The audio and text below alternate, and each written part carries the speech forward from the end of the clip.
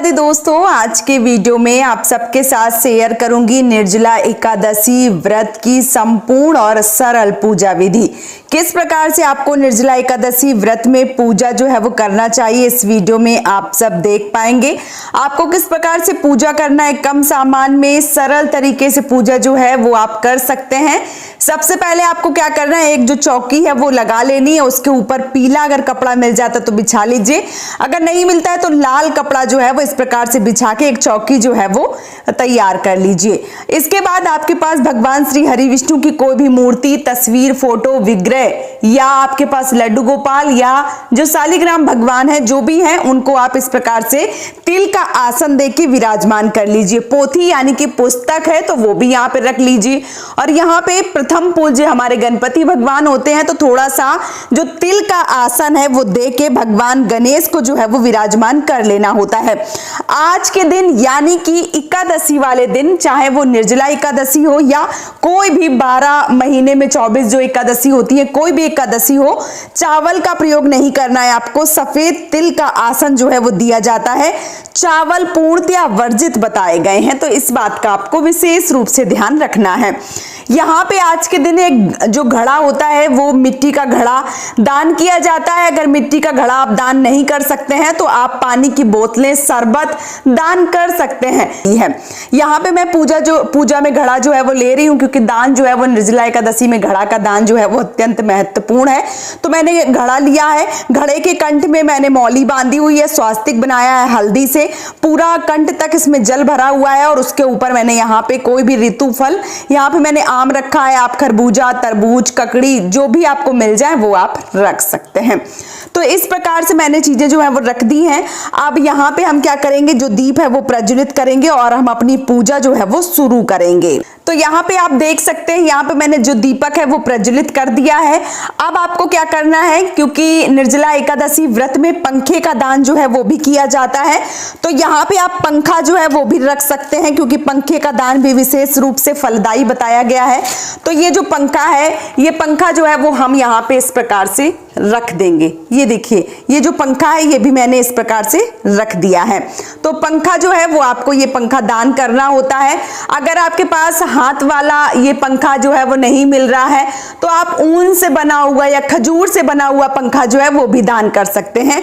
हाथ वाला पंखा दान किया जाता है। अब वो पंखा जो है वो किसी भी प्रकार का हो सकता है, जरूरी नहीं है कि आपको इसी प्रकार का बांस का पंखा जो है वो दान करना है। जो भी पंखा मिल जाता है वो आपको दान करना चाहिए। तो यहाँ पे मैंने पंखा जो है वो भी रख दिया। अब हम क्या करेंगे, अब हम अपनी पूजा को शुरू करेंगे और सबसे पहले हम भाव रूपी स्नान जो है वो भगवान को करवाएंगे। तो यहाँ पे मैंने एक लोटा जो है वो लिया, उसमें है जल और जल से ही हम सबका स्नान करवाएंगे। तो यहाँ पे एक पुष्प की मदद से इस प्रकार से हम अपने जो दीपक है उसको स्नान करवाएंगे। प्रथम पूज्य हमारे गणपति, उनको स्नान करवाएंगे। पुस्तक में जो भगवान बने उनको स्नान करवाएंगे। भगवान श्री हरि विष्णु को स्नान करवाएंगे और जो हमने अपना घड़ा लिया है, मटका लिया है, उसको भी स्नान जो है वो करवाएंगे। इस प्रकार से आपको स्नान जो है वो करवाने के बाद में जो वस्त्र हैं वो पहनाने होते हैं। तो अगर आपके पास वस्त्र हैं तो आप जो वस्त्र हैं, पीले वस्त्र, लाल वस्त्र जो है वो भगवान श्री हरि विष्णु की जो मूर्ति, तस्वीर ली है उस पे उड़ा सकते हैं। अगर नहीं है तो इस प्रकार का मौली या कलावा जो है वो भी पहना सकते हैं। इसके साथ ही साथ भगवान श्री गणपति भगवान को इस प्रकार से मौली जो है वो वस्त्र के रूप में हम पहनाएंगे। और जो हमारा दीपक है, दीपक को भी हम वस्त्र की भावना से ये जो कलावा है, जो मौली है वो चढ़ाएंगे। इसके साथ ही साथ अब हम क्या करेंगे, जो हमने पुष्प लिए हैं, जो मान लीजिए पुष्प है वो हम लेंगे। तो यहाँ पे हमने दीपक को जो पुष्प है वो रखा हुआ है, गणपति भगवान को जो पुष्प है वो रखा हुआ है, ये हमारी पोथी, भगवान श्री हरि विष्णु, सबको मैं यहाँ पे इस प्रकार से जो पुष्प है वो समर्पित करूंगी, इस प्रकार से। तो मैंने यहाँ पे सबको जो पुष्प है वो समर्पित कर दिए हैं। अब हम क्या करेंगे, अगर भगवान गणेश जी जो आपने रखे हुए हैं, गणपति भगवान प्रथम पूज्य हमारे, उनको अगर दुर्वा मिल जाती है, दुर्वा घास, तो आप जरूर समर्पित करें। अगर नहीं मिलती है तो कोई बात नहीं।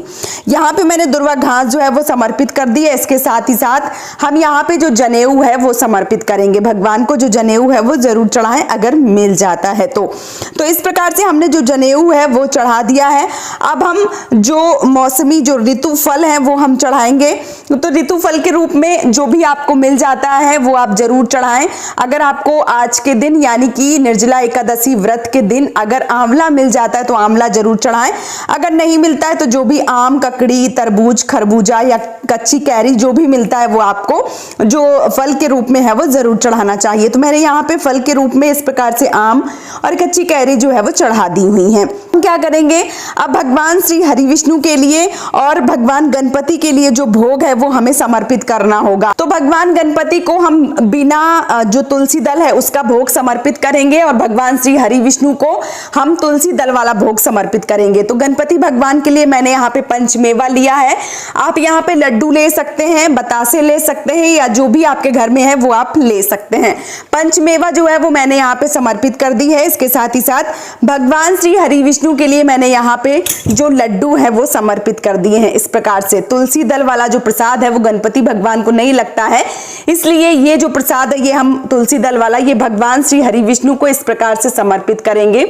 तो यहाँ पे जो भोग प्रसाद है वो हमने ये ले लिया है। अब हमें क्या करना है, अब जो भोग है उसके बाद जो जल है वो चढ़ाया जाता है। तो यहाँ पे हमने 1 लोटा जल जो है वो ले लिया है। इसके साथ ही साथ जो हमने तिलक है वो करना है। तो यहाँ पे जो चंदन है, चंदन का तिलक जो है वो हम अपने दीप को करेंगे इस प्रकार से, और गणपति भगवान को, भगवान श्री हरि विष्णु को, सबको जो हम तिलक है वो चंदन से करेंगे। सफेद चंदन, पीला चंदन जो भी मिल जाता है उन सब से आपको जो तिलक है वो जरूर करना चाहिए इस प्रकार से। और जो भी माताएं हैं उनको हम जो कुमकुम का तिलक है इस प्रकार से वो हम कुमकुम का तिलक जो है वो माता रानी को करेंगे इस प्रकार से, जैसे हमारी पुस्तक में जो है वो बने हुए हैं। तो तिलक जो है वो अब हमने कर दिया है। अब देखिए हम भगवान को इत्र जो है वो समर्पित करेंगे। तो इत्र जो है वो आप किसी भी रुई में लेके और भगवान को समर्पित कर सकते हैं। आप पुष्प में जो है वो लेके समर्पित कर सकते हैं, या आप चाहें तो हाथ में इस प्रकार से लेके और इस प्रकार से भगवान के चरणों में जो हम इत्र है वो समर्पित करेंगे इस प्रकार से। तो इत्र जो है वो आपको जरूर चढ़ाना चाहिए, क्योंकि इत्र जो है वो गर्मियों में खुशबू प्रदान करता है, ठंडक का जो एहसास है वो करवाता है। तो इत्र जो है वो हमें जरूर चढ़ाना चाहिए। इत्र जो है वो चढ़ाने के बाद में अब जो भी दक्षिणा है वो आपको जरूर चढ़ानी है। तो जो दक्षिणा है वो जो भी आपके सामर्थ्य के अनुसार दक्षिणा है वो आप चढ़ा सकते हैं। आप किसी भी प्रकार का कोई भी परिधान, जैसे मान लीजिए अंगोछा हो गया, ब्लाउज हो गया, या जो तौलिया है वो अगर आप मान लीजिए दान पुण्य करना चाहते हैं तो वो भी चढ़ा सकते हैं। और अगर नहीं दान पुण्य कर रहे हैं तो जो भी सामर्थ्य के अनुसार दक्षिणा है वो आपको जरूर दान में देना चाहिए। तो यहाँ पे मैंने दक्षिणा जो है वो कुछ चढ़ा दी। अब हम क्या करेंगे, अब हम एक छोटा सा हवन जो है वो करेंगे। हवन करने के लिए यहाँ पे मैंने एक मिट्टी का कुंडा जो है वो लिया हुआ है। यहाँ पे आप तांबे का कुंडा या जो भी हवन आपके पास करने के लिए कोई पात्र है वो आप ले सकते हैं। यहाँ पे मैंने जो उपला है वो जलाया हुआ है और इसी के ऊपर जो हवन है वो हम करेंगे। तो उपले के ऊपर ही आपको क्या करना है, घी की और हवन सामग्री की आहुतियां देनी होती हैं, और जो भी भोग प्रसाद आप लगाते हैं उनकी आहुतियां जो है वो देनी होती हैं। तो इस प्रकार से आप 3, 5, 7 आहुतियां जो है वो दे सकते हैं। तो यहाँ पे पहले आप घी की आहुतियां जो है वो दें। 3, 5, 7 जो घी की आहुतियां हैं वो दी जाती हैं, और उसके बाद जो भी आपने हवन सामग्री ली है या जो भी आपने प्रसाद ली, यहाँ पे मैंने सारी आहुतियां जो है वो डाल दी हैं। जो आग है वो है तो लेकिन बहुत अच्छे से जल नहीं रही है, तो अब हमें क्या करना है, कपूर जो है वो डाल के अब जो हम आग है वो अपनी अच्छे से प्रज्वलित कर देंगे, ताकि जो भी हमने घी और हवन सामग्री डाली है वो अच्छे से जो है वो हवन में प्रज्वलित हो जाए। तो यहाँ देखिए मैंने कपूर जो है वो अच्छे से डाल दिया है। अब हम क्या करेंगे, अब हम जो इसमें अग्नि है वो प्रज्वलित करेंगे इस प्रकार से, ताकि ये जो भी चीजें हमने डाली हैं वो अच्छे से हवन में जलने लगे। तो ये देखिए हवन में जो चीजें हैं वो अच्छे से जल रही हैं। अब जो भी हमने भोग प्रसाद लगाया है वो सारी चीजें जो है वो हम हवन में डालेंगे। तो इस प्रकार से जो हमने भगवान गणपति को चढ़ाया है, जो भगवान श्री हरि विष्णु को चढ़ाया है, इन सब का जो आहुति है जो भगवान भगवान का प्रसाद है वो हम इस प्रकार से अगर हवन में डालते हैं तो भगवान के समक्ष सारी चीजें जो है वो भोग के रूप में पहुंच जाती है, इसलिए हमें हवन जो है वो जरूर करना चाहिए। तो छोटा सा ही हवन करें, लेकिन हवन जो है वो आपको जरूर करना चाहिए। इस प्रकार से जो हवन है वो किया जाता है। अब इसके साथ ही साथ अब हमें क्या करना होता है, अब हम करेंगे आरती, और कथा का वीडियो मैंने डाल दिया है अपने चैनल पे। यहीं पे आप हाथ में पुष्प और जो थोड़ा सा तिल है वो लेके कथा सुन सकते हैं और उसके बाद आरती जो है वो कर सकते हैं। तो कथा मैंने अलग डाला है क्योंकि ये वीडियो बहुत बड़ा हो जाता है, इसलिए मैंने कथा जो है वो अलग से डाली है। आप उस पे कथा जो है वो सुन सकते हैं। अब आइए हम जो आरती है वो कर लेते हैं। तो ये देखिए, अब हम यहाँ पे आरती जो है वो भगवान की इस प्रकार से आरती कर लेंगे और पूजा में रही जो भी गलतियां हैं उनकी माफी मांगेंगे और भगवान हमारा निर्जला एकादशी का व्रत पूर्ण करें, समस्त मनोकामनाओं को पूर्ण करें, सब खुश रहें, हम भी खुश रहें, बच्चों के ऊपर भगवान अपना आशीर्वाद बनाए रखें, परिवार के ऊपर आशीर्वाद बनाए रखें। से इस प्रकार का निवेदन जो है वो जरूर कीजिए और अपनी पूजा को जो विराम है वो जरूर दीजिए। लास्ट में आपको क्या करना होता है, लास्ट में आपको आचमन करना होता है। तो आचमन के लिए आपको हाथ में जल लेना होता है इस प्रकार से, और संपूर्ण पूजा को इस प्रकार से वार के 3 बार जो जल है वो डाला जाता है। इससे क्या होता है, हमारी जो पूजा है वो संपूर्ण मानी जाती है। तो इस प्रकार से आपको निर्जला एकादशी व्रत जो पूजन विधि है वो करना है। उम्मीद करती हूं कि समस्त जानकारी, समस्त पूजा विधि आप सबको पसंद आई होगी। वीडियो अगर पसंद आया है तो आप हमें सपोर्ट जरूर कीजिए, इस चैनल को सब्सक्राइब करके और वीडियो को लाइक करके। आज का ये वीडियो मैं यहीं पे समाप्त करूंगी। बहुत जल्दी मिलूंगी एक और नए वीडियो के साथ में, तब तक के लिए राधे राधे।